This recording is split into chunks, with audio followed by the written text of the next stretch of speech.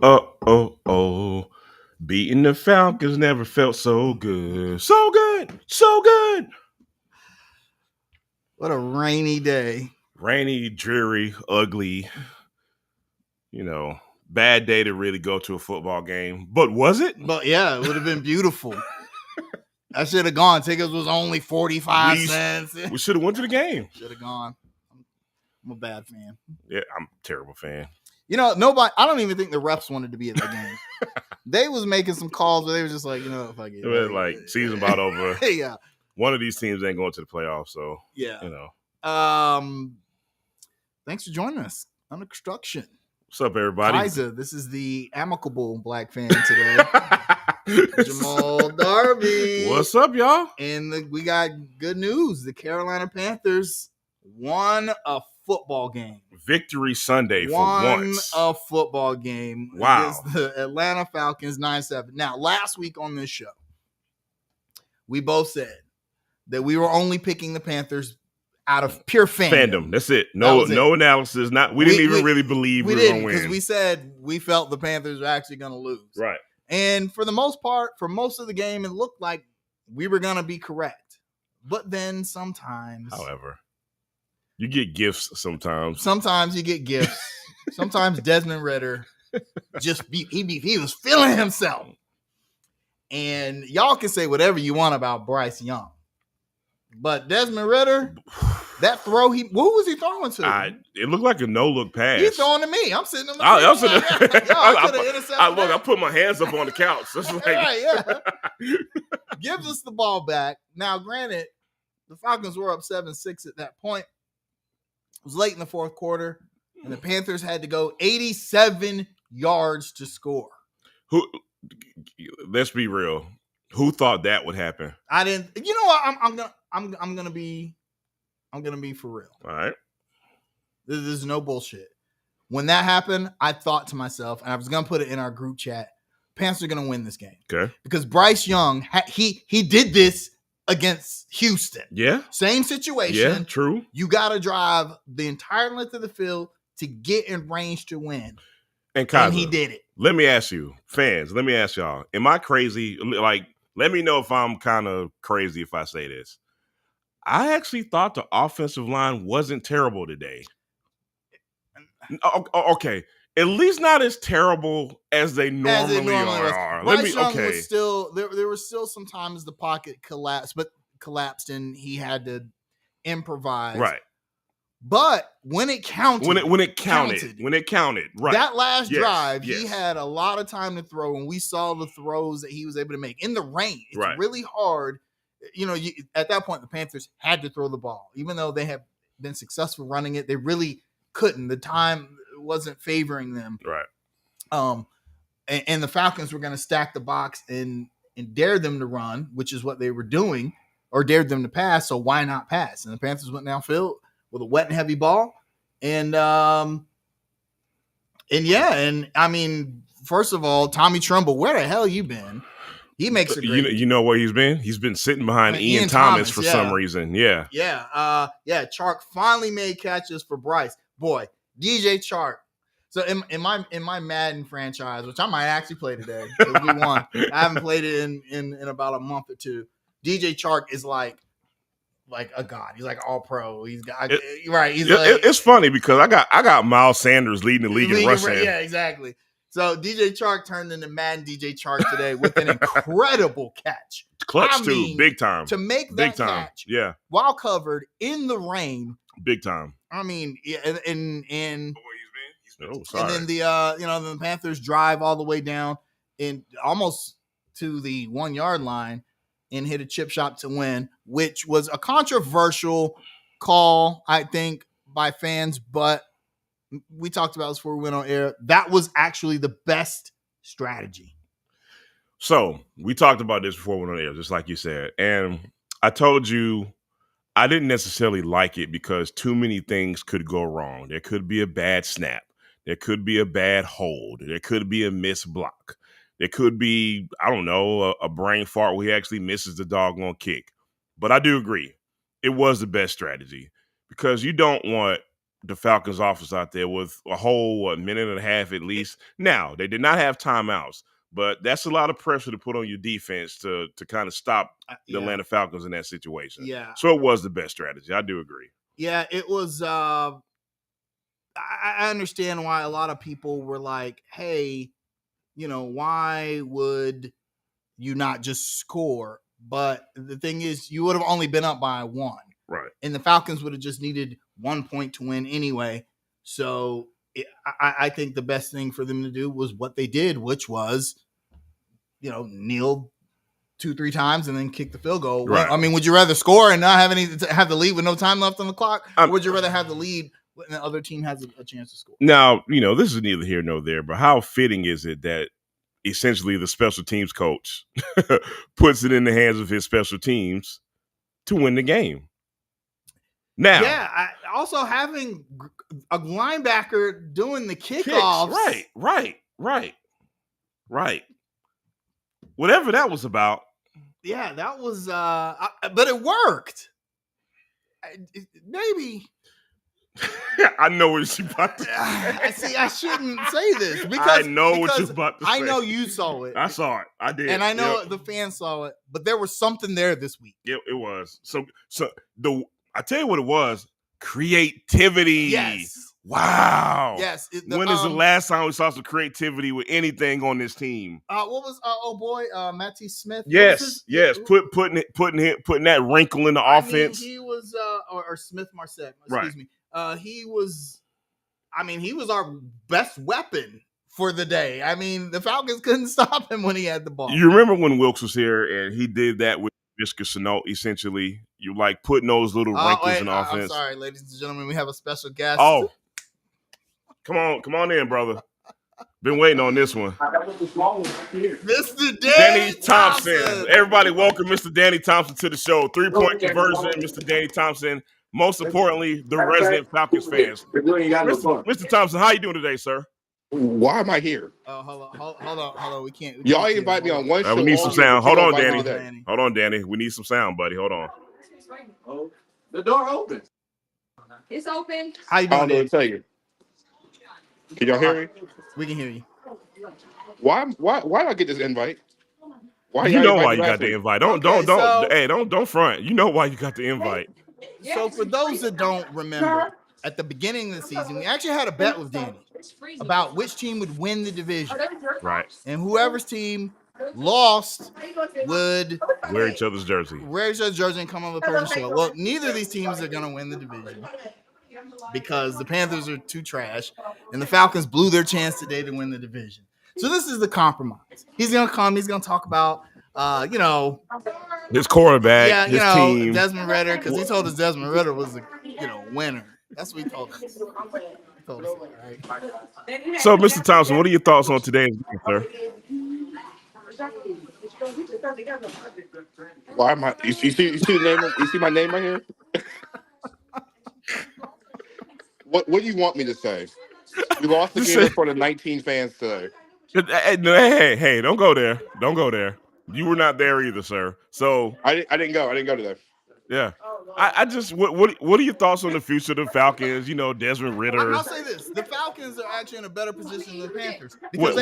That's everybody. Yeah, that's not saying much. Y'all, UNCC's on a better track than the Panthers right now. Yeah, but obviously, the Falcons I can't talk until next week. In fact, I can't talk until next week. On the Falcoholic SB Nation page, they did a poll and they asked Falcons fans, would they rather win the division and make the playoffs or just get a high draft pick? And 56% of Falcons fans said that they would just rather the Falcons tank for a higher draft pick. Danny, you feel that way?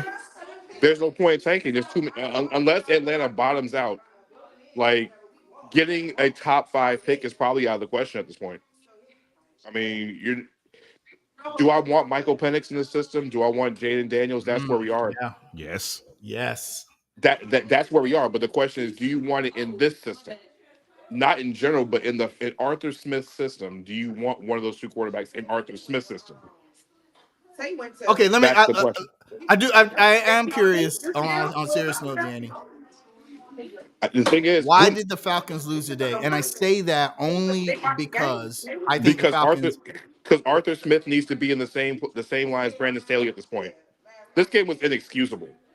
Yeah, Like the Falcons are a better team than the Panthers. They shouldn't have lost. Of all the foolishness that could have happened, Atlanta has a chance to put the game away, and Desmond Ridder pulls a LaMelo Ball pass in the third quarter. And the only difference is the NBA is 2 points. In this one, it's an entire victory. I don't even know where that ball was being thrown. Yeah, Ridder, I think Ridder has 11 turnovers in the red zone this year. Like, they didn't kick the field goal in the first quarter and went for it on 4th and 3. Like, there's a bunch of mistakes, and at this point, it's Arthur Smith at this point. Like, the play calling is completely terrible. It's almost vanilla. You know what Atlanta is doing, and somehow in a game in the rain that favors the run, Bijan Robinson can't get past the 2-yard line because he's playing Tecmo Bowl because the Panthers defense knows every running play they're calling. Right. Plus, Robinson had a big turn. That was a big turnover. Yeah. The Panthers only scored a field goal off of it, but I mean that ended up essentially being the game. So, Danny, I also have a very serious question for you as well, man. Lemon pepper or hot barbecue? What kind of wings do you like when you're watching the playoffs? Remember, y'all are 2-12. Enjoy it this week.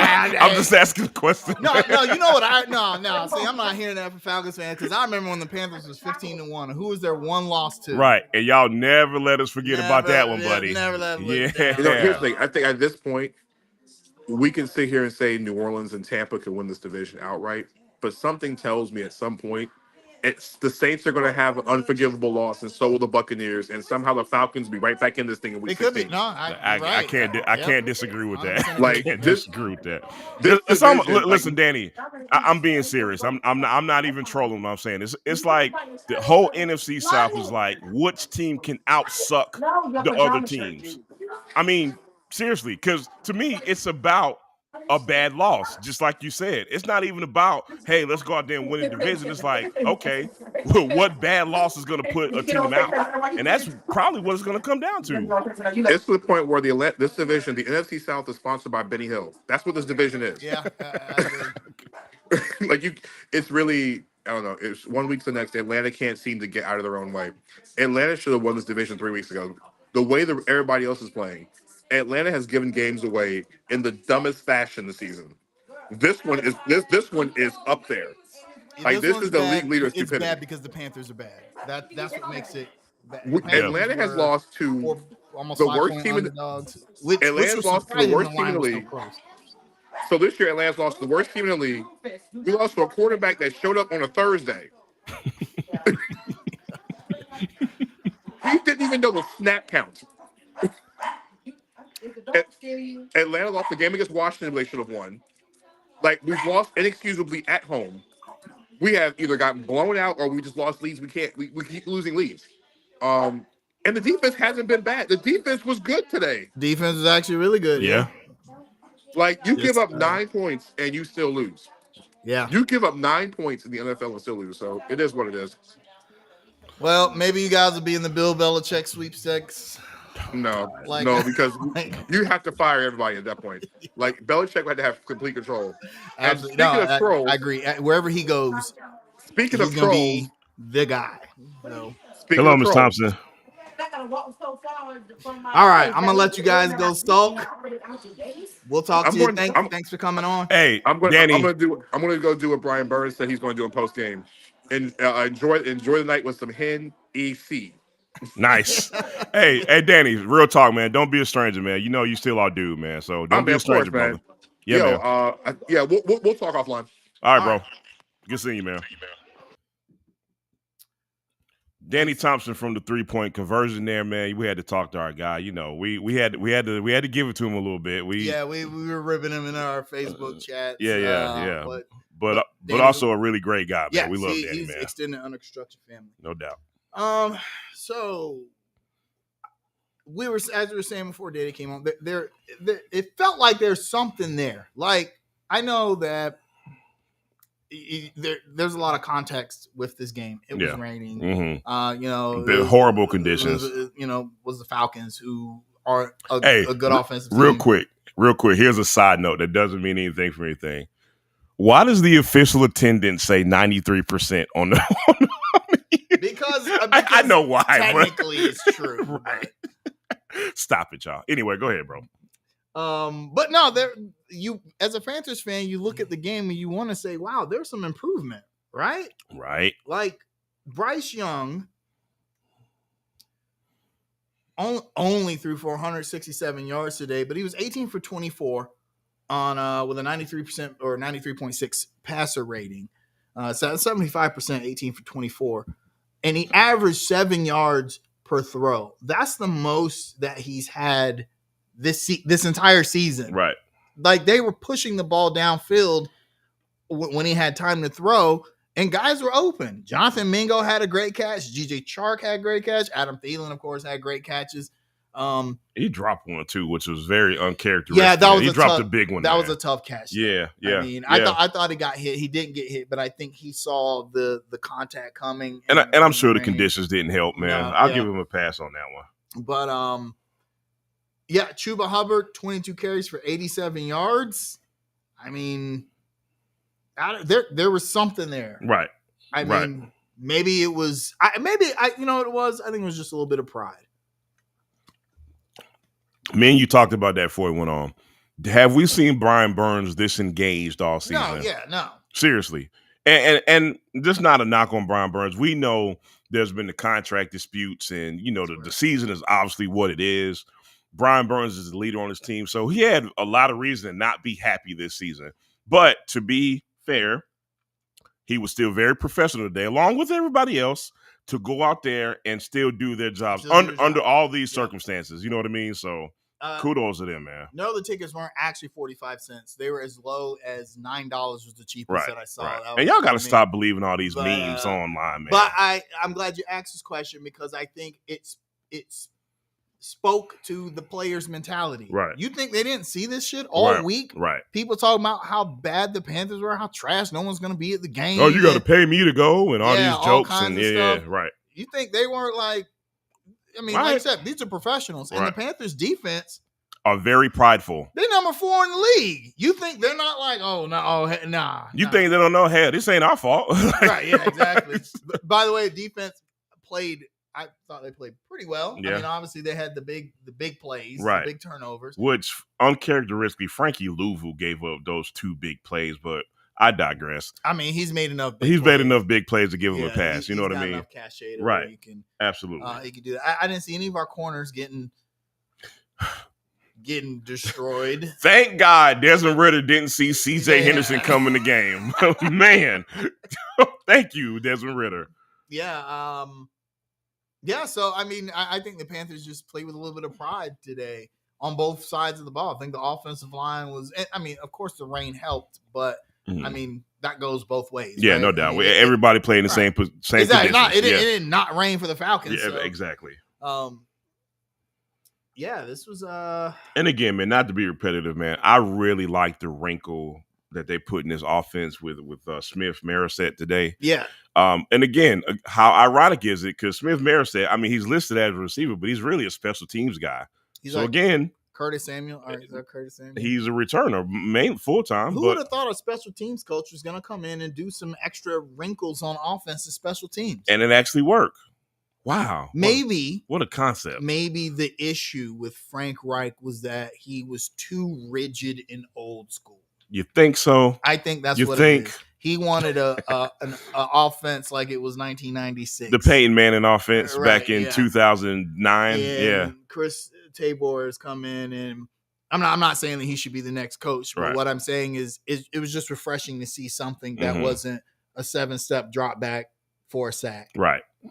So, on third down. Yes. Yeah. Run up the middle. 7-step drop back. And Kaz, I know you saw this, and we've said this before.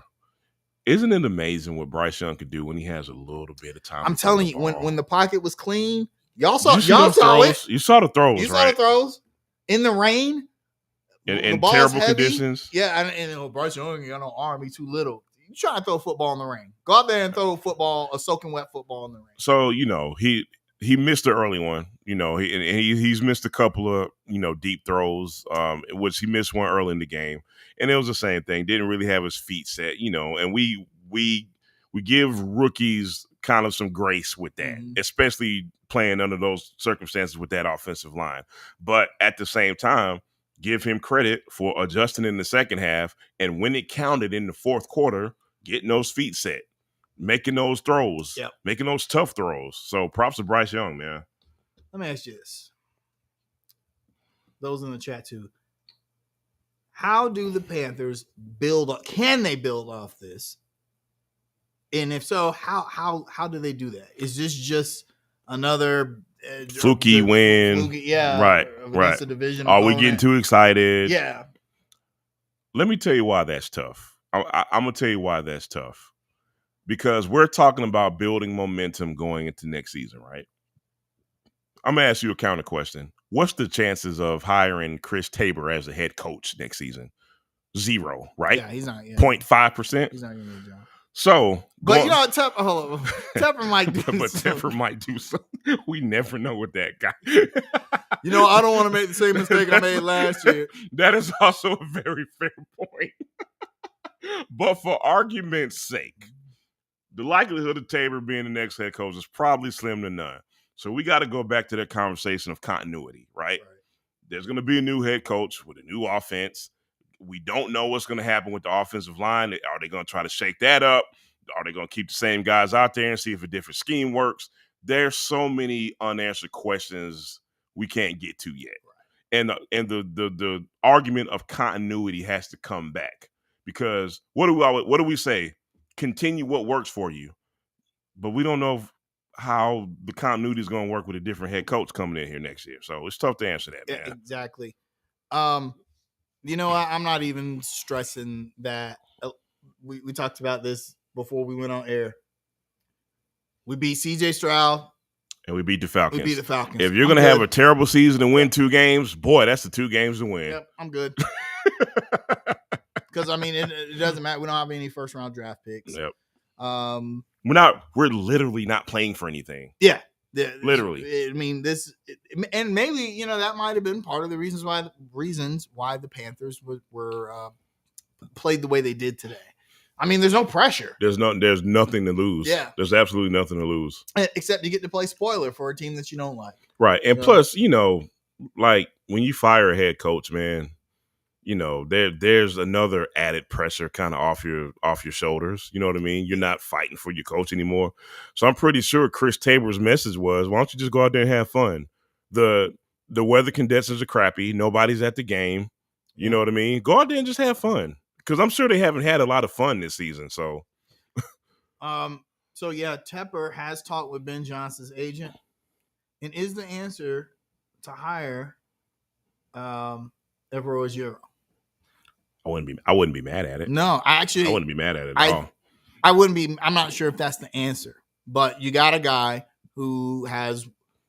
It's weird to say this, but the Panthers are one of the best defenses in the NFL. Right. And I think for him to maintain that, despite a tumultuous season, says a lot. Yeah, about his character. Yep. Yeah. You got a whole half of the locker room that wants to play for this guy, and you've got big free agents coming up. Yeah. Would they be likely to stay? Would Brian Burns be more likely to re-sign? Right. Well, he's getting a franchise tag, so it's a moot point. But a guy like Frankie Louvu, right, he might want to stay and play for Evero. Which, if I'm Tepper, that factors into my decision. Absolutely. Because I don't want to lose that dude. Because when you chose not to hire Steve Wilkes, you lost the locker room. You lost the locker room. Absolutely. And that's been kind of confirmed, not just by under construction, by a lot of people we talk to. Yeah. So Prillard. Hey, Prillard. What's up, buddy? Keep pounding, buddy. Yeah. Waiting for the other. We had to wait for the other Falcons fan to show up, but you were saying, Kaza. No, yeah, I think that would be, sometimes the best move is the simplest one. Yeah. Why not just hire the guy that has And to not overthink it, right? Yeah, I mean, the Panthers have almost zero respectability, but their defense it's something you can build on. It's what they hang their hat on. You know what I thought watching this game? The Panthers are forced back into their best identity. Mm-hmm. Play defense, run the ball. Forced back into it. That's a good way to say that. And look, we won a game. Right. Playing defense and running the ball. That's really how you win games in the NFL. Right. Don't let. But I'm going to play devil's advocate. I'm going to counter argue your argument with the popular narrative, because the popular narrative, oh man, you see Patrick Mahomes, you see Tua Tagovailoa, you see what these offenses are doing these days. I want an offense like that. Patrick Mahomes has 2 Super Bowls. That's how you win Super Bowls. That's what somebody's going to say to you, Kaiser. What would you? How do you counter that argument? Well, first of all, look at the embarrassment of riches that Kansas City has had for like 5 straight years. Hello. And you have one of the best coaches literally of all time. Okay. Hello. All right. Hello. So I think I'm not agree. saying that Kansas City is an anomaly, but if you just look at the way that team has been built, that's different. To the Dolphins, they haven't won shit. Like, correct me if I'm wrong, but they haven't won a goddamn thing. Like, ever. It's since 72. Yeah. Yeah. Like you can say whatever you want about the Panthers, right, in their 30-year existence, but they've been better than the Dolphins that entire 30-year existence. That's very true. And so now the 1 year the Dolphins are worth the shit, people. I mean, but you know, yeah. You know, Hey, and not to mention one small factor in that argument, we ain't got Patrick Mahomes. We don't have Stop Patrick it. Mahomes. Stop it. Oh boy, we don't have Patrick Mahomes. Yeah, Mahomes actually was in a plug and play situation. We forgot that team was actually pretty good when they had Alex Smith. Absolutely. Absolutely. So, yeah, I offense fills the seats, but defense fills the racks with banners. No In the NFL, especially. No, I mean, the Panthers were never better than even when they went to the Super Bowl in 2016. I know they had the number 1 offense, but that offense was predicated around the run because Cam Newton could run. Right. And then you had Jonathan Stewart, and you had D'Angelo Williams. Right. And then you had who's our fullback that could not be tackled ever. God, what was the guy's name? Oh, Tolbert. Mike Tolbert. Yeah, Mike Tolbert. Yeah. Like, big boy. Yeah. I mean, the fact that our receiver core was like me, you, Rodney, and Vince. You know, right. Like that's the Panthers' identity. Run the ball, play defense. And not to mention, man, if they do make the decision to hire Evero, you're not going to go get an old coordinator who wants to put up 45 points a game. You're going to get an offensive coordinator who wants to be in tune with the defense. So, you understand what I'm saying? Offensive coordinator, how do we feel about Thomas Brown? I think it's a moot point. I think he's going anyway. You saw the tweet with his wife. You know what I mean? Oh, yeah. You remember that whole scenario? I think it's a moot point. I think it doesn't matter. He's probably gone. I hate to see a young black assistant coach shoot out the door, but I mean, he's. And to be fair, yeah. Yeah. What does he have to work with? Yeah, exactly. He hasn't had a lot to work with. And then being under the Frank Reich regime and the pressure of this all-star coaching staff. Right. You know. It's like. I'm sorry, because you know what I'm about to say, man. What is it with this franchise and setting up black coaches for failure? Anyway, I digress, man. Oh boy. No, but we got Jim Caldwell. What is he doing? Where is he at? Was he at the game? He probably wasn't at the game. They're not even. They're like, I ain't going to that game. I ain't going to that game. Right. Dom Capers bones all. Please, he ain't going to the game, man. Oh man! All right, offensive MVP.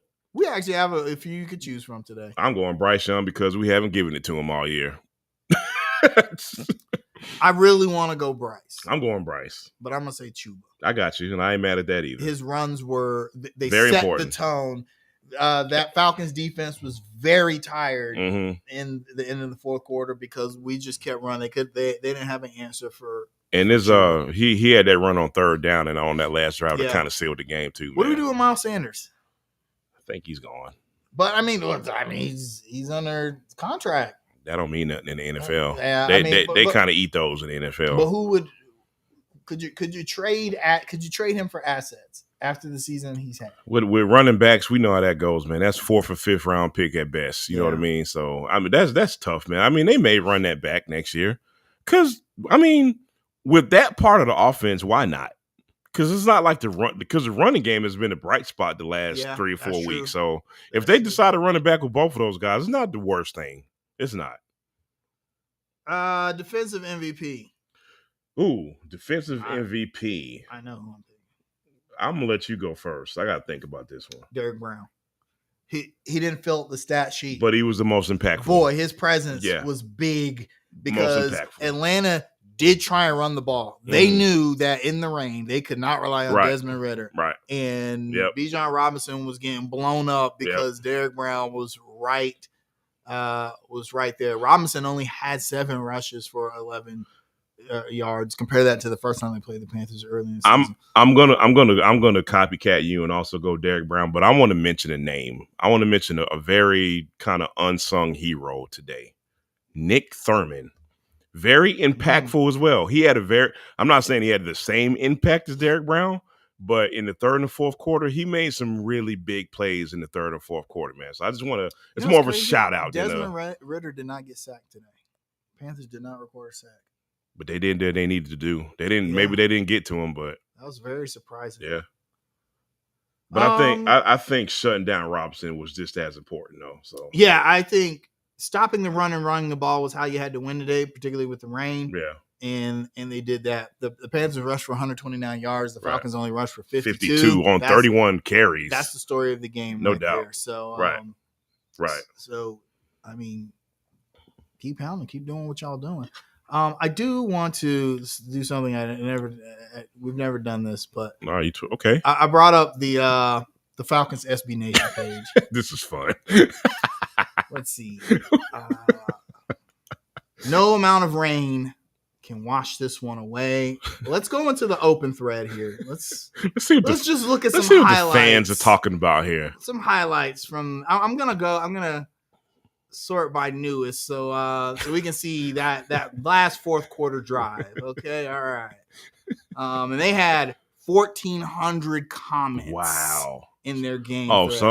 Somebody is heated today. So let's see. Man. Let's go down. Everyone's talking about the owner. They're blaming Arthur Blank. That sounds familiar. We gotta dig through like 500 comments just to get to that fourth quarter because they mad. Oh my gosh, people are fighting each other in the comments. I love it. Love it. So while you're doing that, Kaza, do you want to make a prediction for next week? Guess the Packers? Yes. We lose that game. Yeah, I think so. Packers are kind of hot right now. But they did lose to Tampa today. Okay, yeah, true. But Baker Mayfield also threw for 4 touchdowns. Let's see. Okay, all right. So this is let's go back to where Desmond Ridder throws that interception. Let's see. You knew what you were doing. Yeah. All right, here we go. That's my quarterback. Someone take out this trash. Wow, what the fuck was he thinking? He does something atrocious every game. Tell me you want to get your coach fired without telling me you want to get your head coach fired. This franchise is a failure. That was one of the worst picks I've ever seen. This dude is brain dead. Him and Arthur Smith are a match made in heaven. Ridder lovers, where are you? What the fuck? Ridder's hopeless. He's a fucking loser. Damn. Let's see. Boy, I mean they do not. Whew. Boy, I feel the smoke coming off this screen, boy. Fuck, someone said I'm dumb as shit thinking Ridder was gonna throw that away. Ridder looks like a rookie. The crazy thing is, I don't think anyone was where he was throwing it. That's what we said. What did he see? What was he looking at? Right. Ritter's brain dead. So you know what the lesson is here, Kaza, Panthers fans. So the next time y'all want to come down so hard on Bryce Young, just know it could always be worse. It could always be worse. Always be worse. Yeah, I mean, people are mad at Bryce Young for no reason, right? But I know Danny early in the season was, he wanted to be supportive of Ritter, but I think even he knew that he came around at some point. We can't go anywhere with this guy. Let's see. Because remember, Ritter got benched a couple of games ago, and then whoever was backing him up, they kind of said, "Well, this is not going to work either." So, too. Yep. Right? So I mean, 100-year-old Thielen is schooling us. To be fair, he's been doing that to everybody. Yeah, exactly. Let's see. They're still talking about Ritter while the Panthers are marching downfield. How the fuck do you only score 7 points on the 1-12 Panthers? Moron team. People are saying the refs gave us the game because they didn't call it a game. Shut up. Stop it. Shut up. Stop. Let's see. People are congratulating DJ Chark on his catch. They're complaining about the no delay of game calls. So the clock actually has to run when it shows 0. Right. That's not 0. Right. There's still another second left that has to play. Because there's a delay between the TV screen and what you see in real life. Someone said, "Oh, that was a push off by Chark." Shut up. Put your ass up. Please finish this drive, Panthers. End us of this misery that is Arthur Smith and Desmond Ridder. This game has solidified my embarrassment in being a Falcons fan. Panthers deserve to win after that catch. Goddamn right. Yeah, guys, just go check it out. Have a good laugh. Yep, no doubt. Okay, all right. You got score predictions next week, man? Green Bay. I'm gonna say Green Bay 21, Panthers 14, 7, but they get a garbage time touchdown. All right. I will go. We're gonna go low scoring again. I'm going Green Bay 17, Panthers 10. Okay, actually, that sounds a little bit better. Yeah, actually. Yep. Not that it matters. Yeah, right. Now, you know what else doesn't matter? Boy, health apparently doesn't matter around here. If I don't care how good you are, the best ability is availability. And I'm mad. So they're going to hate me for today because I'm about to talk about your boy. Kaza has a hot take today, y'all. I'm about to talk about your boy. LaMelo, France, Ball. He ain't the only one, but he's not the only one. Go ahead. But he's the main. He's the ring. He's the ringleader, he's right? He's a $250 million guy. Exactly.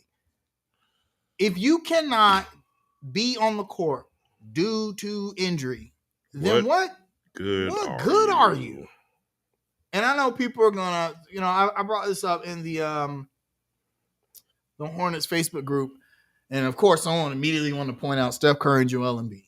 And let me tell you why that's different. Steph Curry in his first 4 seasons did not miss an entire season's worth of games in his first 4 seasons. He actually did not. He was injured. He would miss a couple games here and there due to ankle problems.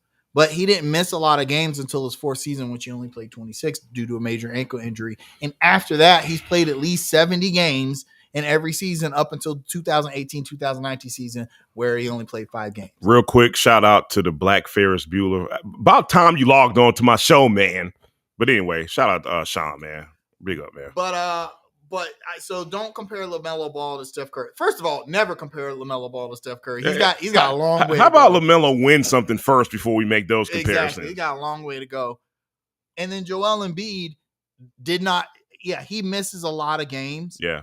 And he did miss he completely missed his first 2 seasons due to a foot injury. And please keep in mind that you want to talk about a tank job. Yes. I mean, the Philly was in full tank mode. Joel Embiid is top 5 in the NBA right now, and every time he plays us, top 3. I man. mean, yeah, MVP. Right.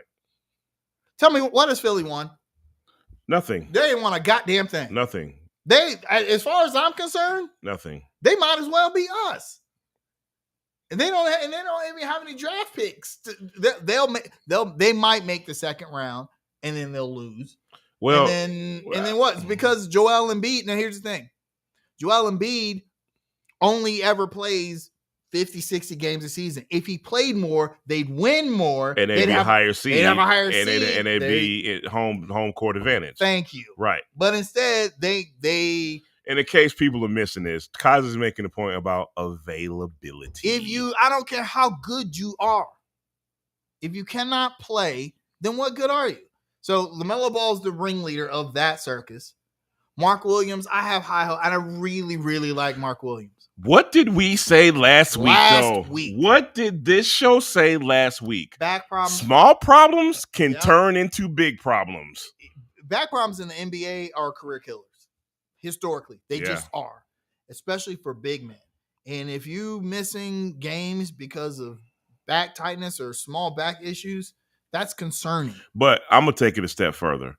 Remember we can go all the way back to the preseason going into the beginning of the regular season. Remember everyone was questioning, like, man, Mark ain't really playing the minutes that we thought he should play. Everybody was jumping on Steve Clifford. Clifford sucks. How come he's not playing Mark Williams enough minutes? And then, remember, I pointed out to you, Clifford said something very vague in one of those post-game interviews. He kind of let something slip, in my opinion. Clifford said something to the effect of, well, Mark is going to play more minutes when he's ready. And we didn't know what he meant at that time. Right, yeah. So I'm saying all this to say the Hornets knew something about Mark Williams before the season started, and they knew something was wrong with him physically and didn't come out and say anything, like they have a history of doing. So I'm wondering, we know Mark Williams himself said that he spent a lot of time in the gym in the off season, putting on weight. This is making too much sense. Exactly. Yeah. And I'm wondering if went a little too hard. Yep. Sustained a back injury and there's your story here. And here's the thing. I like Nick Richards, but he's not a starter, man. He's not a starting caliber NBA player. Right. Mark Williams is a little bit better. Right. He does a lot of things better, actually. And he's clearly the better starter for the Hornets. But if Mark Williams can't be healthy, then we in trouble. We're in trouble. And I know that there are always going to be small injuries that happen. Terry's had a few, Brandon Miller's had a few, but these sustained injuries and that's what worries we can't keep using the same excuse every year. Well, the Hornets are healthy. Well, you know what? They're not healthy. And it's becoming a problem now. Yeah, absolutely. Yeah, right. They've got to do something. Because I'm jumping way ahead, obviously, but going into next season, new ownership is going to have some decisions to make across the board. And if they come to the conclusion, hey man, these same guys ain't healthy, then who knows what could happen? All right, this crazy stat.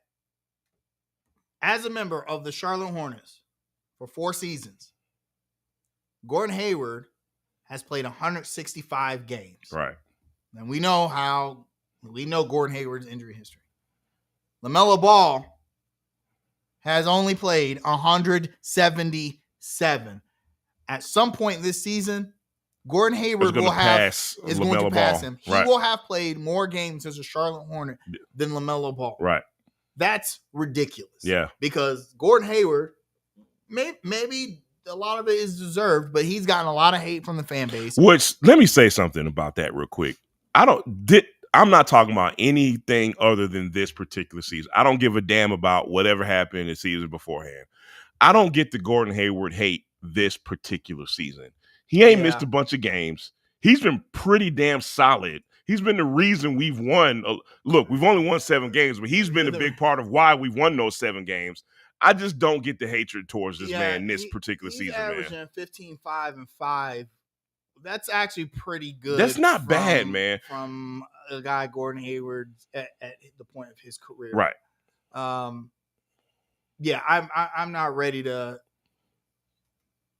throw Gordon Hayward under the bus for his play. If you want to say, well, he's injured too much. And P.S. Yes. He makes too much money. Okay, cool. We've said that 50 million times. His contract's bad. Cool, whatever. But again, to not act like he's not an important part of the Charlotte Hornets, and at least the little bit of wins we have is silly, man. So I'm looking up the entire Charlotte Hornets staff. I'm because Prada asked if we still had the Lakers' old training staff supervisor. And while you're doing that, I talked to a buddy of mine who did make a good point. New ownership next season, and I'm jumping ahead again, but new ownership going into next season. You know, they've made mention of new facilities and improvements to the stadium and the practice facility. I hope at the top of that list is a new training staff and a new medical company, because I think they're working with, I don't want to get this wrong because I don't want to slander anybody, but whoever they're working with now, change medical partners as well. Change everything in that department, because that's not working, obviously, man. And we're not doctors, but we know what we see. Exactly. Looks like they do have the same athletic. Well, so Nina Hisse, she's the assistant athletic trainer, and Mark Ramsey is the head athletic trainer for the Charlotte Hornets this season. So I don't know. They do have. It looks like they hired new team physician as well this past season. They have 3 team physicians, physical therapists, dietitian. I mean, they have all the typical health and training staff that most NBA teams have. But something's got to give here. Like something's wrong. Kaza, how crazy is it, or how sad is it that we're sitting here talking about the medical staff and the injuries, and we're not even talking about the games? We haven't talked about we ain't even got to the games yet. Because but we know why we're here, though. Yeah, right. Because the Philly game, the Hornets are missing 9 guys. What did anybody What are we expect? supposed to do? Like, come on, man. They need to try and sign Miles long term now. I agree. We've said that before. You gotta lock Miles up, I think. Although last night he had the worst, the second worst plus minus in NBA history. He had a really bad game. But I don't think that was totally his fault. Of course, Joe, you lose by 50. It's not one person's fault. He wasn't guarding Joel Embiid, right? Right. He wasn't guarding Tyrese Maxey, who hit 5 threes in the second quarter. Come on, man. The Hornets, man, they lost to Miami twice. And won a really close game. Then they lost to Zion and the Pels, and then in Philly. Let me express something about playing Miami and the Miami Heat. I have to express this, man. The Miami Heat are obviously a good team. They're a good franchise. I would even like the Hornets to model themselves after the Miami Heat. As much as I hate the Miami Heat, I got to be objective and give them credit on that end. On the other end, I despise the way they play basketball sometimes. Yeah. It's hard to watch. I've never seen a team cry so much. Every shot they miss. Even the Lakers don't cry that much. It's disgusting, man. Kyle Lowry he disgusts me. Yes.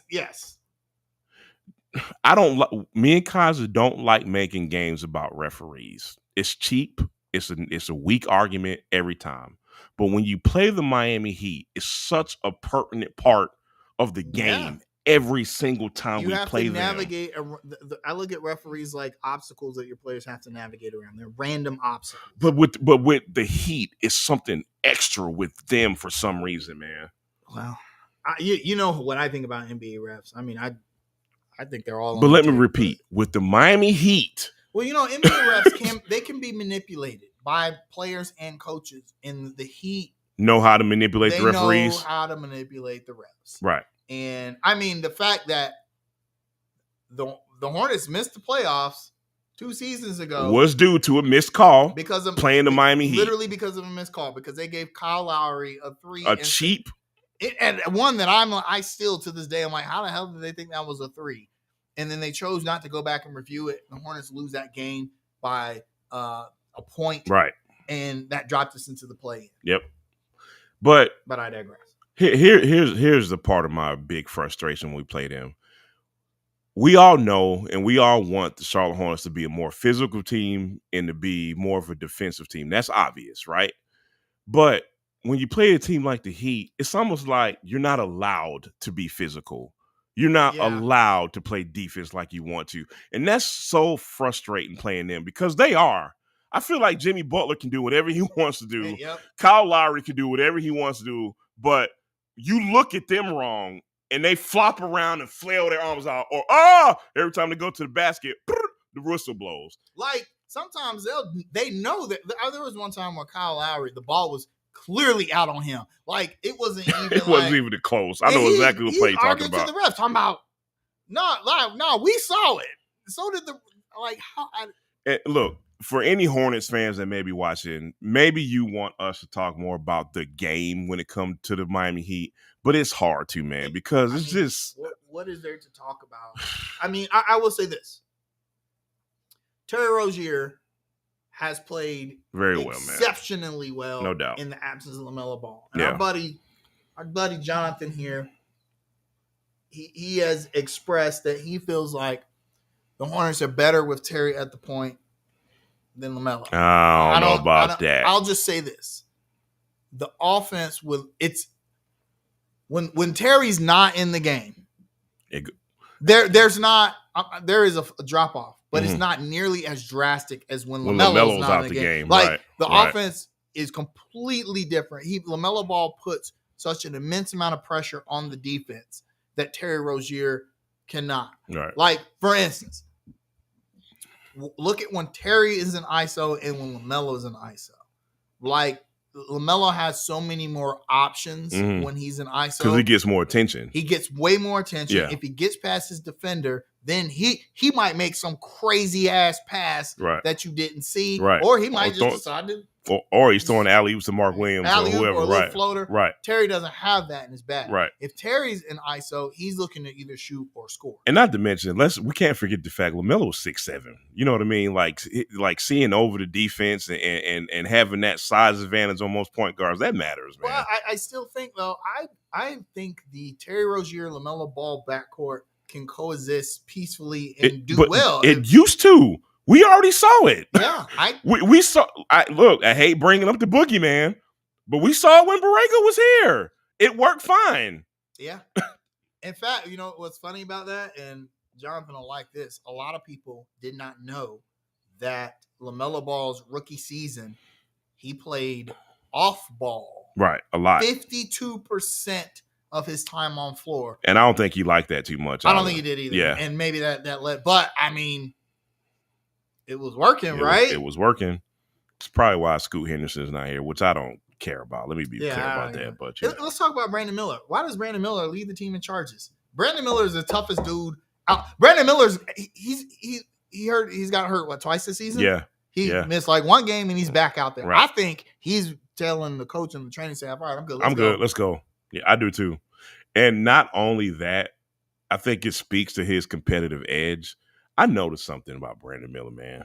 Hornets lose games. They out there smiling, shaking hands with the team. Hey, man, you going to the club after? Brandon Miller going to the locker room like, I'm tired of this shit. He's like, man, I wish I could go to the trunk right now. Like, get that thing out. I'm sorry. That's going to be my fallback joke the entire Brandon Miller tenure as a Hornet because we know what he keep on him. We know. I like the attitude. That's all I'm saying. I agree with this. Brandon, I don't know about face of the franchise, and I'll tell you why. LaMelo's too strong of a presence, man. Yes. Yeah. LaMelo is. I'll tell you this though. Let me interrupt you real quick. Going forward, I wouldn't mind if Brandon Miller is the face of the culture. There's a difference. Yes. You understand what I'm saying? Yes. If he's the guy you want to build your culture around, I'm totally fine with that, man. Yeah. Yeah. Miller got that dog in him. No doubt, man. I agree. Yeah, he's gonna be a problem once he gets stronger. He's Yeah. already finding his spots. He's Mhm. got that little floater to the Yep. basket now. He's finally when he's able to create his shot. Mhm. Boy, He got, Brandon Miller has two things to work on in the offseason. Again, I feel weird talking about the offseason already, but get stronger, improve that hand a little bit. He does that. Yeah. Sky's the limit for that dude, man. The knock on Miles Bridges was what, man? Bridges can't He create can't. He and can't. then the video came out of him shaking dudes and Right, dunking on dudes. right. Man, that's summer predator. Right. Then what happened? If Brandon Miller does that, Boy, y'all better watch out, man. And I agree. I think Miller can be the leader of the team and the face of the culture, and LaMelo can be the marketable guy. He can be the pop star, right? I mean, and to be fair, LaMelo does have a certain it factor, and he's competitive too. Let me be very clear about that. He has a certain it factor and charisma that Brandon Miller doesn't have. Like in his post-game interviews where he's cursing like, man, goddamn, where we go? He got it. People love that about LaMelo Right, Ball. He's authentic if nothing else. Brandon Miller's not going to do that in post-game interviews. You know, he's all about ball, man. Right. He's going to be. But I think, Miller is a fantastic piece to build around. I'm ecstatic that we got that one right. Yeah, no doubt, man. And no one knows who to give the credit to. Nobody knows. Suddenly, it's a mystery who made the pick. Because if it was the other way around, oh my God, boy. Man, so I heard Michael Jordan actually didn't.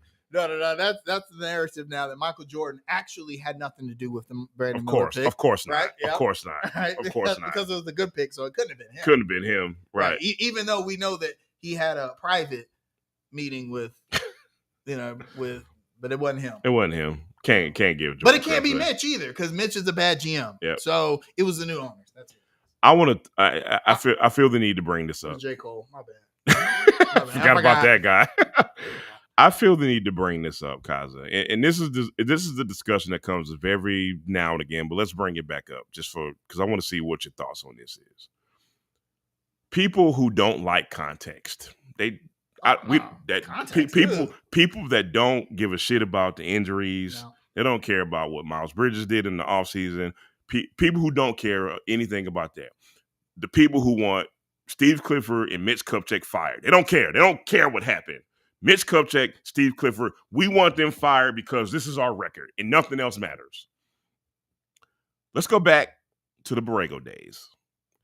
Nobody is championing or campaigning that we should not be championing a blowout play-in loss. We can't champion two play-in losses, right? All right. But we always refer back to that time. You know why we always refer back to that time? Because we saw progress. Yes. Because at the very least, the arrow was pointing upwards. We had a winning record. We had a winning record. Nobody, if not anything else, predicted. Everyone in the Hornets group just kind of forgets that they were saying we were a 20-win team. Right. I believe 2 seasons ago. 2 seasons before predicted that they would win 43, 44 games, and they did. Right. So from the play-in loss, the next season happens. Miles Bridges happens. The injuries happen. The ton of injuries happen. Yeah. We have a bad season. And we're here now. Mainly, forget context. We're here now. And we don't have a bunch of guys playing regularly, right? So we got guys, just fire Mitch, just fire Kilford, and everything's going to be fine. What's the narrative now? That's my simple question. What is the narrative at this point in the season? In your opinion, I want chat room people. Why is our record so bad this season? I want to hear y'all's opinion. I want to hear Kyle's opinion. So here's what I'm seeing from the fans based on the Hornets group and just what I read. It's Kupchak's fault. It's all Mitch's fault, right? It's Mitch's fault. We don't have the talent to compete. Now, I don't believe that. I believe on paper, if you looked at the Charlotte Hornets roster, you'd be like, wow, they got some good players, right? Right. So I noticed you said on paper. On paper, right? So I will say this. A lot of people do believe that the talent is there, but the composition of the team is not good. That I will somewhat agree I'll give that some We've leeway. talked about this before. There are too many guards. Mitch does have a tendency to just overdraft at a position and then let them fight to death over who gets to be the prevailing player, and the rest of the guys just kind of fall off. I mean, what do? We got James Bouknight, Bryce McGowan, Nick Smith Jr.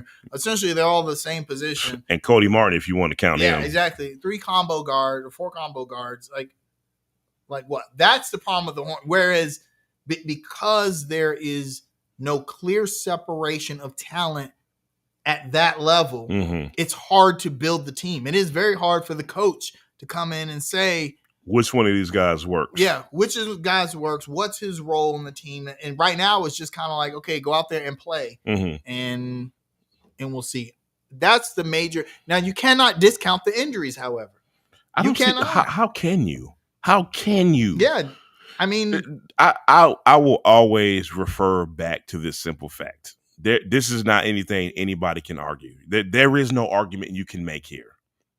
Since the 2019-2020 season, the Charlotte Hornets have not played with a full roster. That's not up for argument. 3 straight seasons. They have not played with a full roster. 3 straight seasons, the Hornets have been 3rd or higher in games missed due to injury.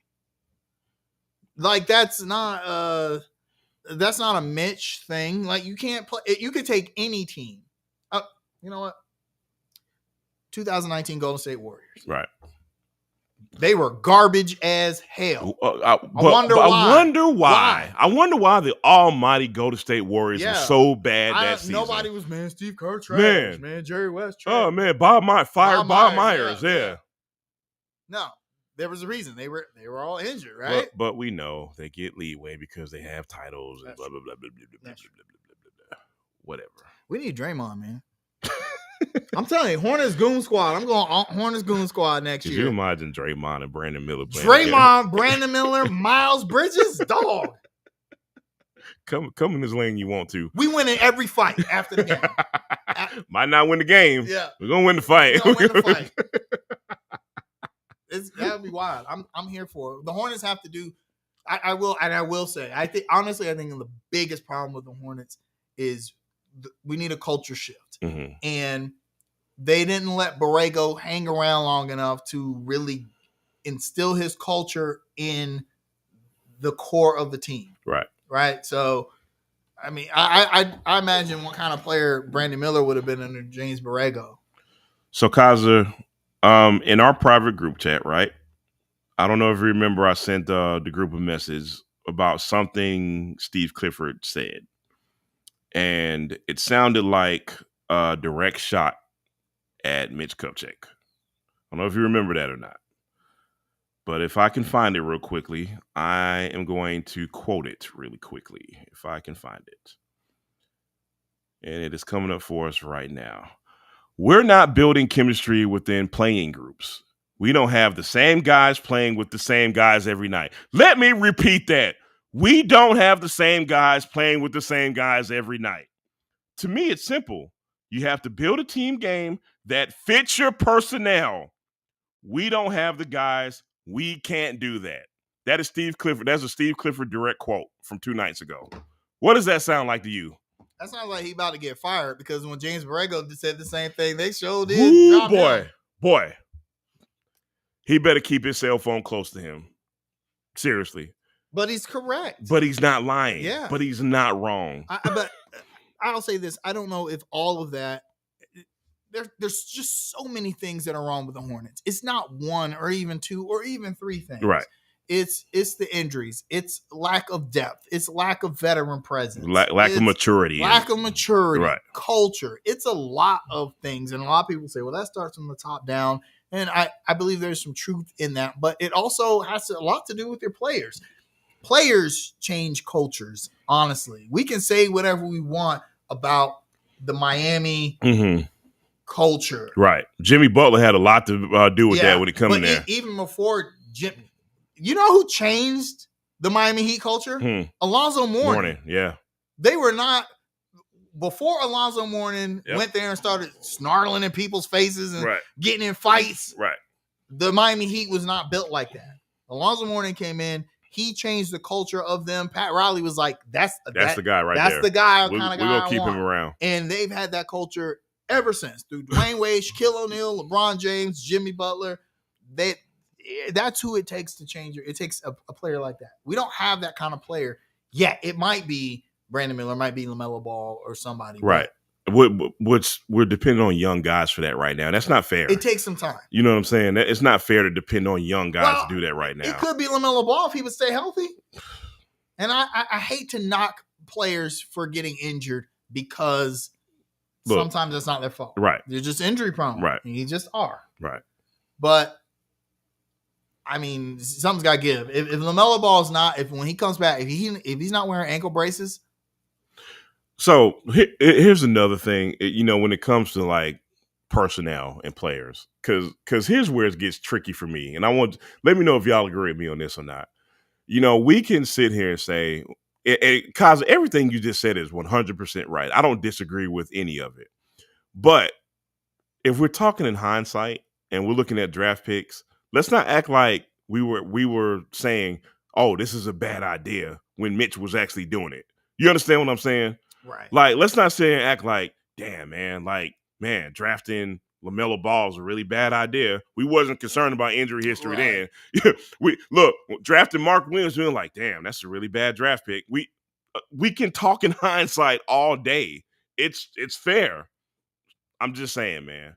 Sometimes things just don't work out like like you want them to. It can be that simple too. I don't know. It's tricky, man. However, with all that being said, and again, here I go talking about the end of the season again. We say this 1,000 times. If we don't make the playoffs, everybody's going to get their wish anyway. Yeah. I think Mitch and Clifford are going either way. I just hate, though, that the narrative will simply be that they weren't good enough. They weren't good enough. And which I don't believe that. I don't believe that either. Yep. And I'll scream to the high heavens. If LaMelo Ball was on the court, the Hornets would not be 7-17, but he can't stay healthy. So now what? We don't talk about enough. You know who we don't talk about enough because we've forgotten about him? Cody Martin. I'm gonna tell you what. I forgot about Cody, but he's not there. But I say this because me and you agree. When Cody Martin did play, he was a difference maker off the bench. That dude D'd up. He was shooting 40% from three. Very impactful player. Very impactful player. Yes. Who do we have off the bench like that? We don't have anybody like that. No. So all these injuries matter. They all matter. Yeah. And listen, the Hornets are not somebody that we're not a team full of veterans. We need all of our guys. This ain't I don't know, Philly. Philly got a bunch of veteran guys that they can depend on. We don't have that. We need all our guys, man. We need all of them. We need Terry. We need Melo. We need all of them. Everybody. Everybody's important. Tough season. Tough season, man. Really tough season, man. So you guys probably won't see us next week because that will be Christmas Eve. Christmas is on a Monday. So the next time you guys see us will be, man, New Year's Eve is on a Sunday too. I may go solo next week because I don't care about Christmas. So yeah, I mean, I think I might be doing something. I got you.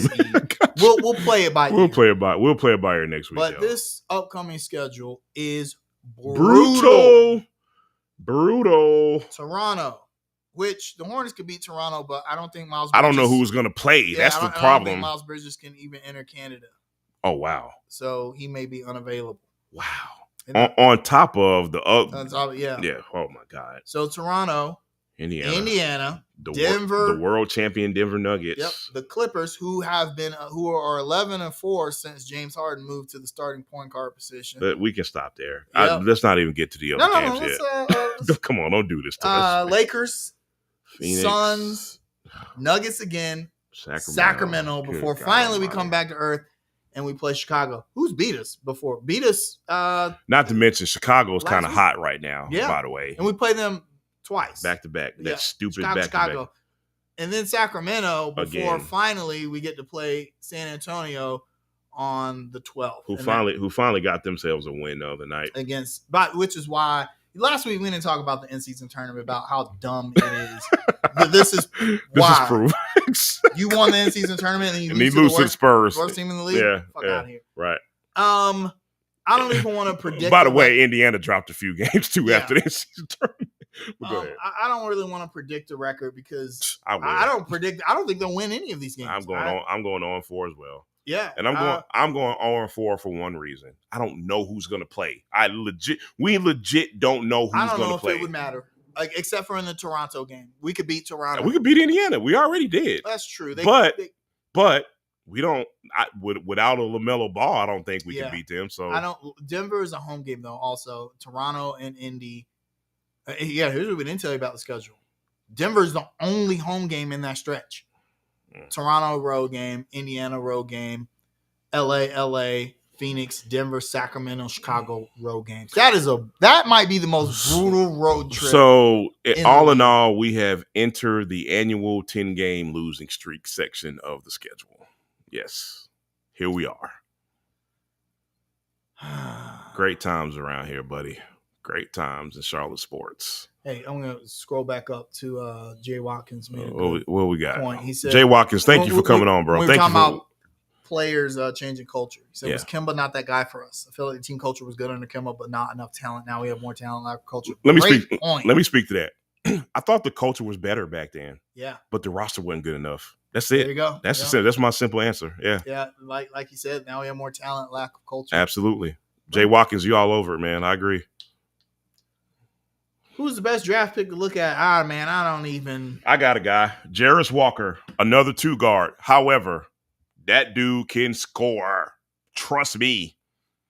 Kaiser, know what you about to say. We got too many 2-guards.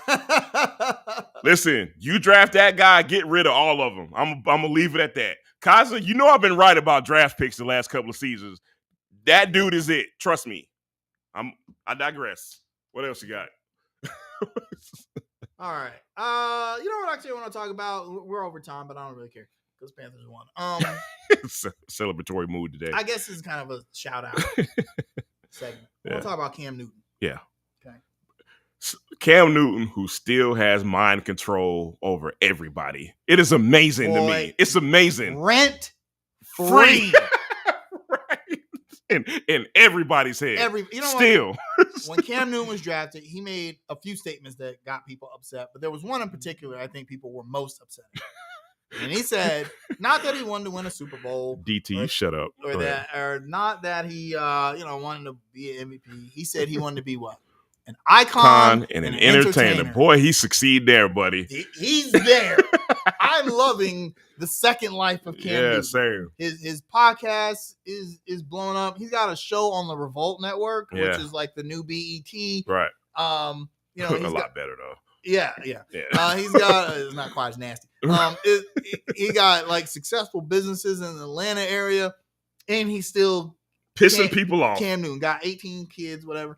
So Cam Newton made a statement earlier in the week. He said that Brock Purdy and Dak Prescott were game managers. Okay, and the whole world came for Cam Newton with pitchforks. Comparing stats between Dak and Cam and Brock and whatever. Right. And my thing, I'm gonna tell you why it's funny they're comparing stats, but go ahead. My thing is Cam Newton has been an NFL, not just an NFL quarterback. At one point, although it was very brief, he was the best player in the entire league, voted by his peers.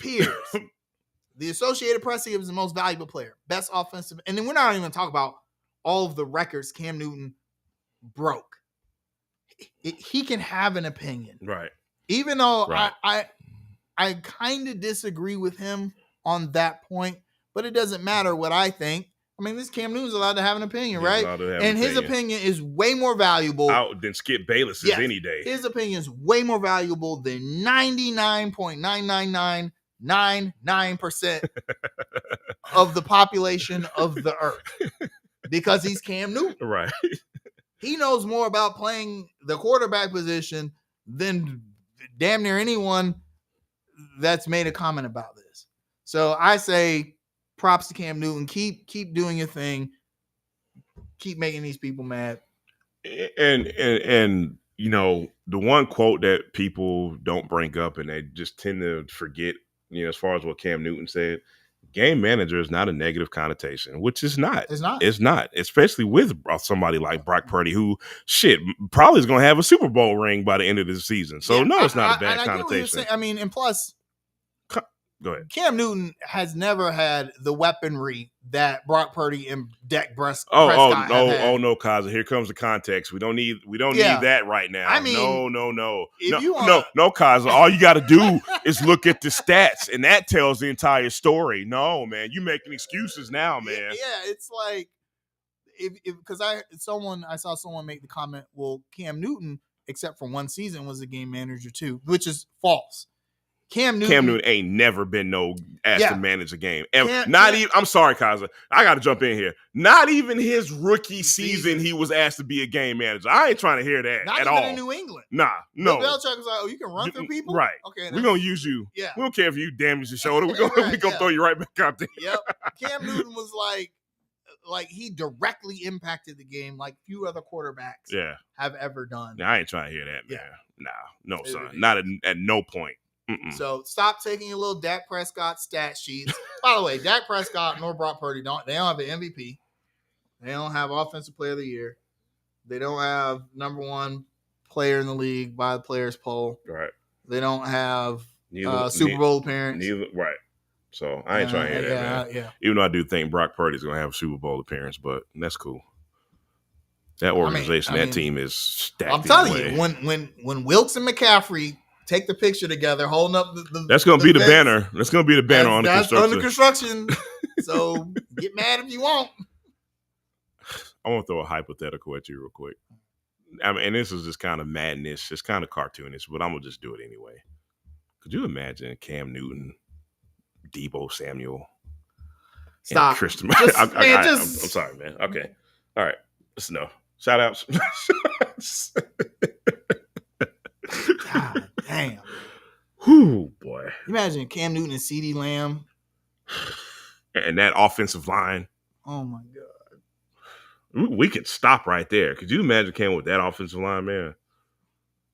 Cam just all day to throw or run. Whatever you want to do. Like, with one receiver that you're scared of. Yeah. It's actually amazing that his career was what it was in Carolina, where the offense was Greg Olsen and me. I wish Vince was here because I know he'd go on a 30-minute rant about that.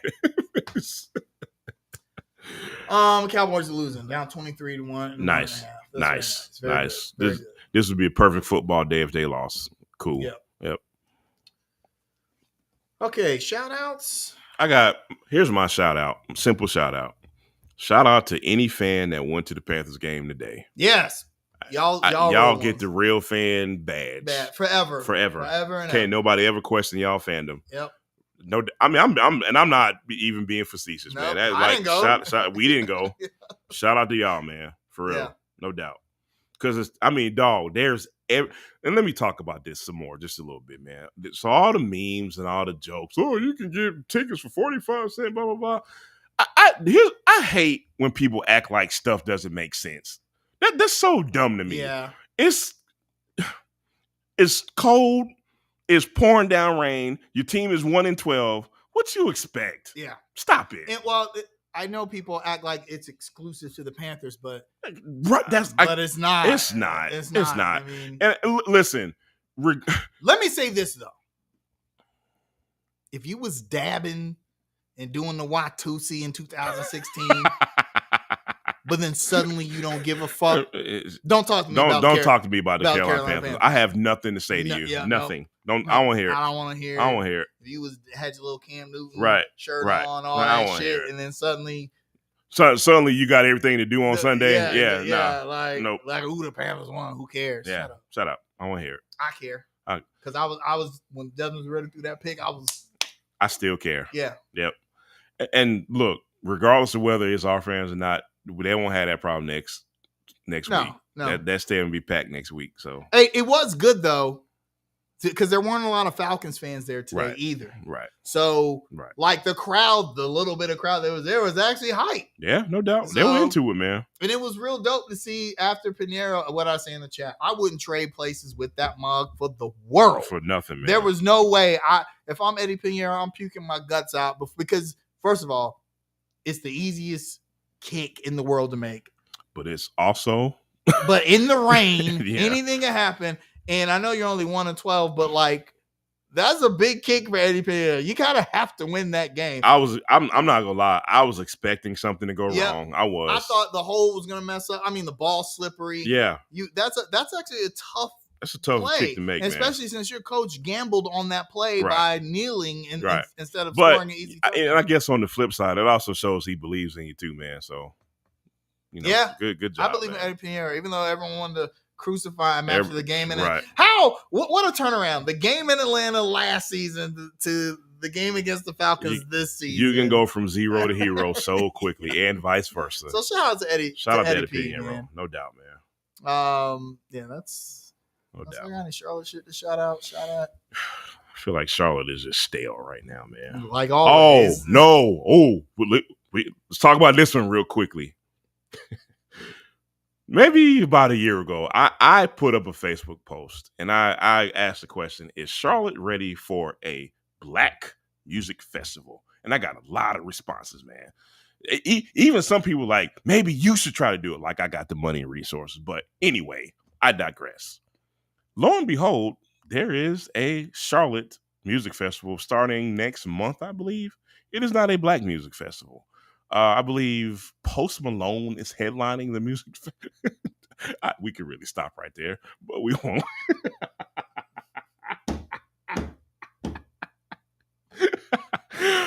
Let me get the giggles out. Okay. So, all right. Because I did the same thing when I saw that. So anyway, man, I'm looking at this, and it kind of I went back to my question. Why is it so hard to get things on a major level for brown folks in Charlotte when we got a brown mayor?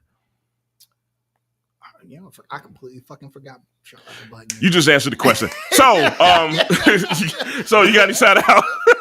We can wrap that up right there. While we're talking about that, let's talk real quick about Weather Souls Brewery. Yeah, no doubt. Okay. Yeah, real quick. So, Weather Souls Brewery has been in the news because they are a Black-owned, or they were the first Black-owned brewery in Charlotte. I don't know if they're from Charlotte or not. Right. But, they had stated that they were in trouble. They were, in danger of going under for various reasons. Publicity stunt. And I kind of feel that way because the comments, this is why you have to be careful on social media. People go in the comments is like, well, they kind of tried. There's a reason why. Like a lot of people had a lot of negative things to say about this brewery. And some of it was things that they can't control. Yeah. But a lot of it were things that, businesses are going to struggle. This is something our friend Scott Blackwood, who opened a brewery. He was smart enough to not even call it a brewery because he knew that brings a certain connotation with it. No doubt. Right? No doubt. So, but one of the things, when he started, what he struggled with was he couldn't keep the place open 7 days a week. Right. Because he didn't have the resources, manpower, or whatever. Right. He's since overcome that. But at the beginning, that was a complaint that people had. Well, it's not even open. Well, this brewery, one of the same complaints. Their kitchen, a bunch of people in the comments, their kitchen's not even open whenever I went. Right. They didn't have their own beers. They didn't, there was just a lot of negative. Not too many people had good things to say about it. Right. But the one thing that stood out to me was the comments that people said, well, when I went there, I kind of felt like it was trying to be a club. And I don't want at the same time. They're towing the line. And when I go to a brewery, I don't want to go to a club. And we said that I think that is a problem a lot of Black businesses have. Where the ironic part about that, Kaz, is that there is I'm not going to lie, there is a really nice brewery right across the street from Weather Souls. It is nice. You understand? And you will never mistake them for trying to be a club or have events. Nothing like that. They are a brewery. They have no problems with business. But I hate to go here, but it's the truth. To add another layer to that, I hate to say this, but you know it's the truth. Anytime you have the title of black owned, there's a whole nother dynamic that you have to deal with. You understand what I'm saying? And a lot of that, and I'm not saying this in a negative way, but a lot of this has to do with black people's habits. Let me explain. Black people are not the go out and just hang out type of people in Charlotte. We like events. We like going to clubs. We love this theme event. That's what black people in Charlotte do. So if you cater to that crowd, you're going to always have to toe the line of brewery club. Brewery club. I don't and think that's it's the danger. Yeah, I don't think it's possible. You got to pick one. You got to pick one. And I think Weathered Souls will probably be more successful as a club having events, or a restaurant that has events rather than a brewery. Right. Especially considering where it is on Clanton Road, although that area is being gentrified. Right. But I don't know. I actually hope they end up doing well. I don't want to see a black. I never want to see the business go out of business. Right. I don't want to see a black-owned business in Charlotte fail, particularly a brewery, where Charlotte's like brewery capital of the South. Right. But at the same time, you got to do better, right? No doubt. You got to listen to what your customers are saying, right? And then you have to be able to separate the wheat from the chaff. You have to be like, okay, that's not constructive. But a lot of those people had a lot of good things, or a lot of negative things to say, a lot of good points. I've had one experience with Weathered Souls, and mine was pretty positive. I don't personally have a negative experience to share. I've only been there one time. The staff was pretty nice to me. I got what I wanted. I thought the beer was pretty good. So that's all I have to say in terms of my personal experience. But so when you went, they were like a brewery. They were like, well, no, because I actually went to an event. Oh, okay. I actually went to an event there. So it wasn't like, I'm just hanging out, blah, blah, blah. I'm just walking around. I'm driving around. Oh, there's a brewery. Let me just go here. Nah, it wasn't like that. But there's a reason I say that. You understand what I'm saying? Because most breweries are, okay, let's just go hang out and go to the brewery. No cover charge, no event, no nothing, blah, blah, blah. And again, that's a dangerous line to toe, man. Plus, starting a business in general is hard, and then starting one in Charlotte is even harder. Because everybody's trying to start the same business. Exactly. Yep. And you got to find your niche. Be creative. Hopefully they work it out. No doubt, man. However, on the flip side of this, I got a hunch business picked up this weekend with them. Oh, yeah, definitely. Yeah. Because people in the comments are like, well, I'm going. A lot of people are like, I never even heard of it. Right. So, which is another problem. So if your business is failing, just make a Facebook post about how your business is failing. You go. Works every time. Under construction is failing. And what don't nobody watch our show. Nobody watches. So if y'all can help us out and tell people how much under construction sucks, and share it, and share the YouTube channel and all the social media pages, y'all would help us out a great deal. Love y'all. But Jamal David Tepper already brought you music festivals. So right. What am I complaining about? What is? I don't know. I saw Red Hot Chili Peppers. What am I complaining about? They want to come here without David Tepper. All right. Hey, man, fun as always, bro. Yeah, no, I mean, we could laugh it up this Sunday because the Panthers somehow won a game. I'm about to watch the highlights on YouTube of the worst football game ever. Right. Nobody, I'm not going to say nobody wanted to win from the players' side because I think both teams wanted to win. I think the Panthers cared today. Boy, man, it was ugly. It was not pretty. Not pretty at all, man. All right. Fun as always, bro. Yes, sir. Yeah, hey, man. Y'all have a good one. Take care of each other. Have a great holiday. And please be safe. That's the most important thing is to be safe. We might see y'all. Maybe. We'll see. Christmas Eve. We'll work something out. Maybe we'll throw a show in the middle of the week. Yeah. Or something. We'll do work it out. We'll work it out. We'll talk about the Hornets. Probably go on 4. Yep. Man, it's going to sting this season. Yeah, man. No pun intended. Bring back the Charlotte Sting, by the way. There's been talk about that. I'm open arms with that. Yeah, I'll go to some Sting games. No doubt, man. Watch them win a championship. Bring some baseball here too, because by the way, I am not an Oakland A's fan anymore officially. So you're not a Las Vegas A's fan? I'm done. I'm done. Come over to the Minnesota Twins with me. I might, man. I'm done. Yeah, I mean, yeah.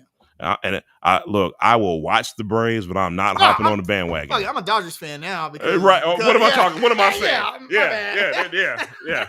Otani all the way, buddy. Dodgers all the way this season. Well, it's gonna be a Dodgers podcast next week. Dodgers cast. We got to cover some winning team, man. Hurricanes fans like, hello. Right. No, Canes, y'all gotta win a freaking ECF for real. game. Yeah. Like just a game, not Right. a series. Because y'all went out like some punks last 12 season, man. straight ECF losses. That's crazy. That's the dumbest stat That's ever. great. And then Dating all the way back to 2006. they kicked ass during the regular season. I know that much about the Canes. Lost to a 1 seed. Oh, boy. Anyway. Or 8 seed. All right, y'all have a good one. We'll talk to y'all later. Peace out, y'all. Peace. They did lose to 8 seed, didn't they? Oof.